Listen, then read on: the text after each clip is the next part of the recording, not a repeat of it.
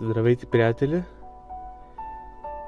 Искам да ви представя една карикатура, която в момента ще опаковам и утре трябва да отиде при мой редовен клиент, който за пореден път поръчва подарък за негови приятели. Карикатурата е на фотохартия в рамка с антирефлексно стъкло. Добре се вижда стъклото, мисля, че. Като размерът е 40 на 50 см.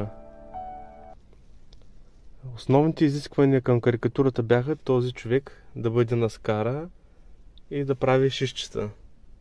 Шишчето беше много важно, а жената да подготвя масата и задължително да държи погача. Като в процеса на работа някои от основните изисквания се промениха, защото тя трябваше тук да има като мисъл ДДС. Явно се занимава с счетоводство. Но обаче след варианта за одобрение стигнахме до опцията да добавим към този телефон маса, която е снимал човека, а жената съответно да го пита снима ли масата.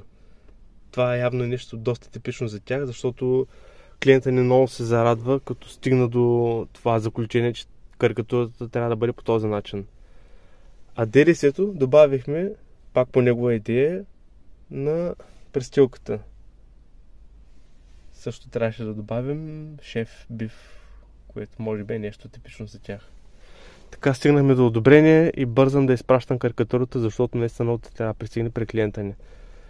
Съответно това клипче го публикувам може би няколко дена или седмици след като съм изпратил карикатурата и вече хората са зарадвали на подаръка си. С други думи, няма да развалим изненадата. Хубав ден ви желая!